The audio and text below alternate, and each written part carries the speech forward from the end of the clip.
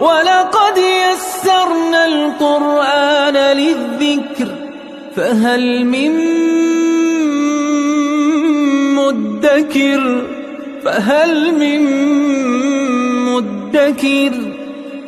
اعوذ باللہ من الشیطان الرجیم بسم اللہ الرحمن الرحیم الحمد للہ رب العالمین وصلی اللہ علی سیدنا و نبینا ابی القاسم المصطفى محمد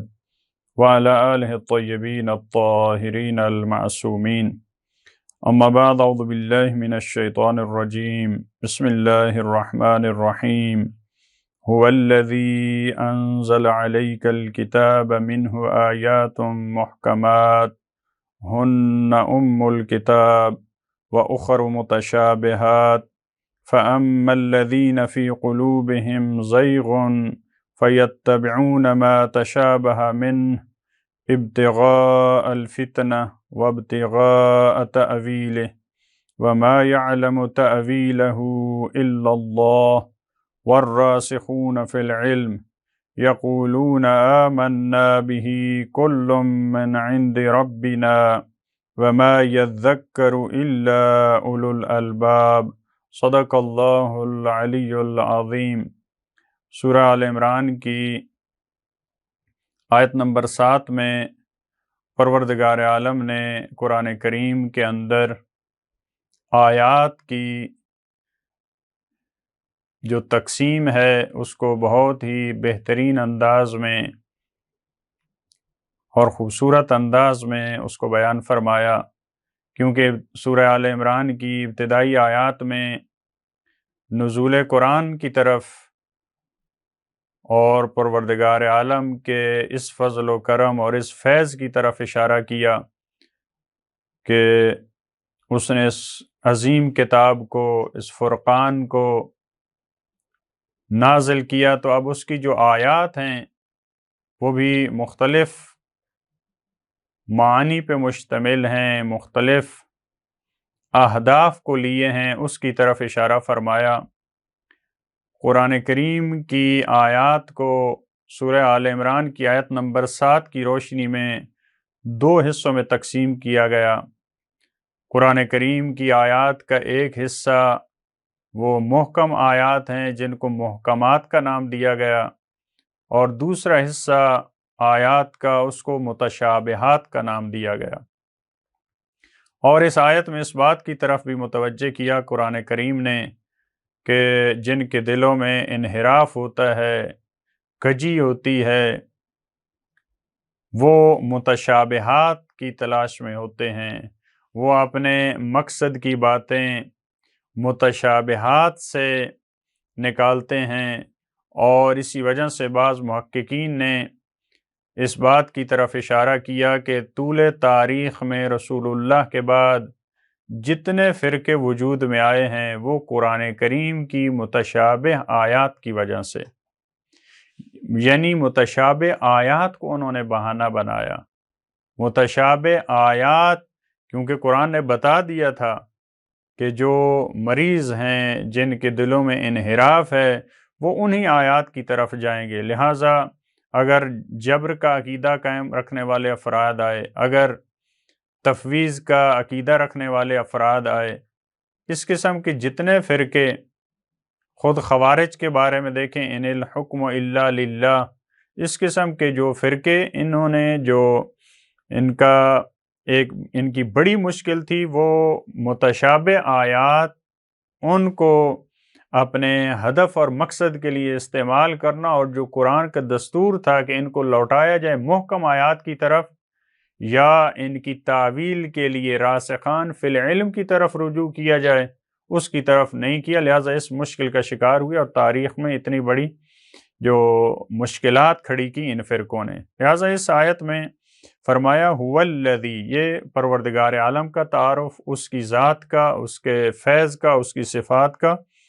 پہلی آیت میں بھی یہ فرمایا وہ ذات ہے جو ارحام میں تمہاری تصویر بناتا ہے، اور اس کا تعارف کروایا ہے پروردگار عالم نے یہاں اس آیت میں هو الذی انزل علیک الکتاب،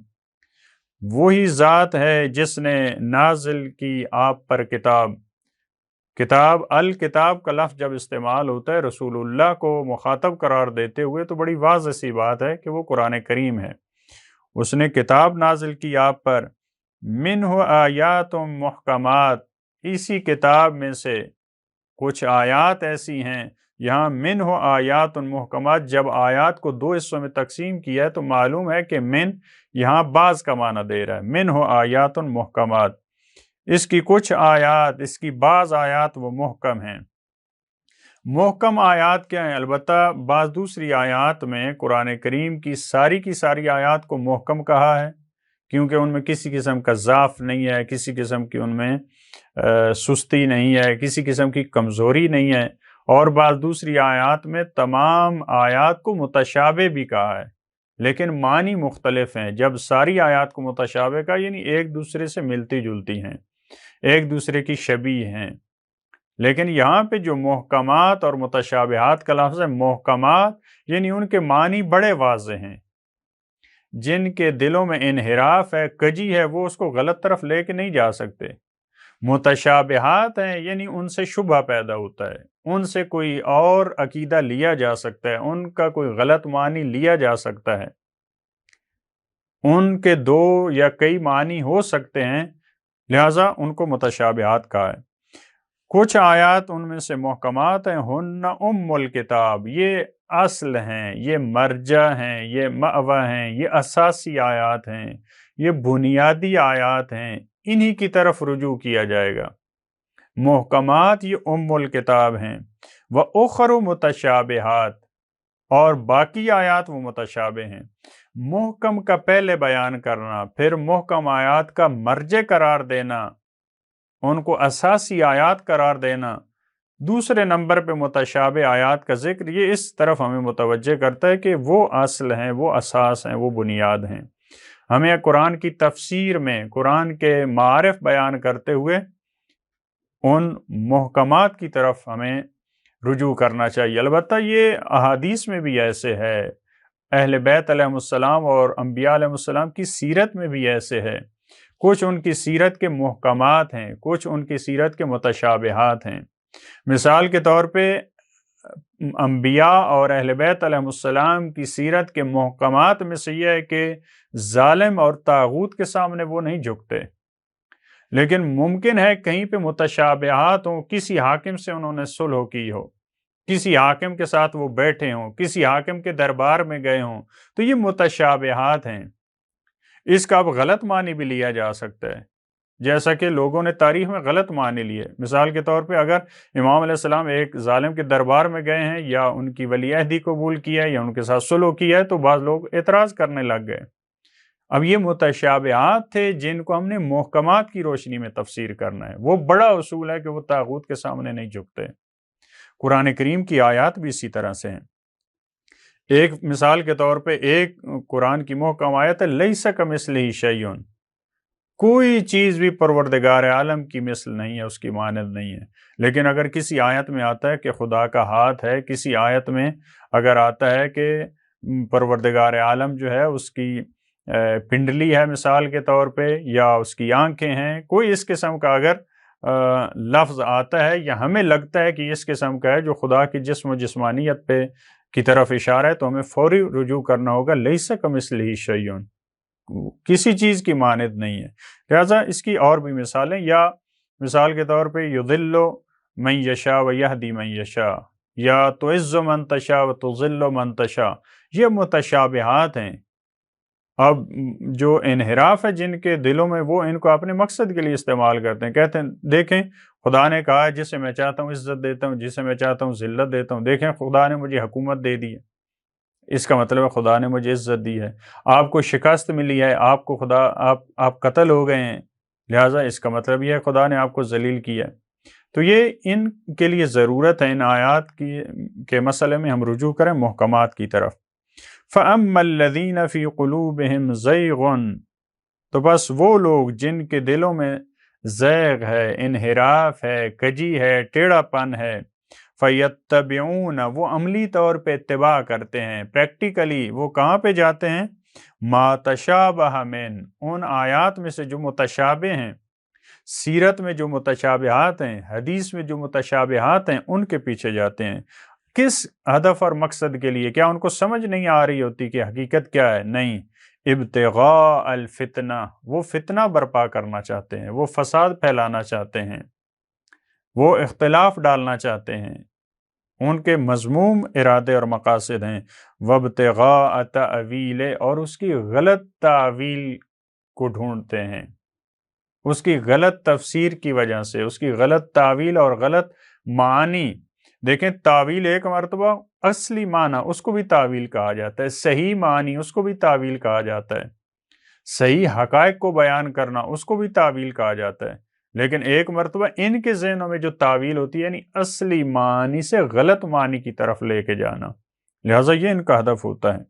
وَمَا يَعْلَمُ تَأْوِيلَهُ إِلَّا اللَّهُ،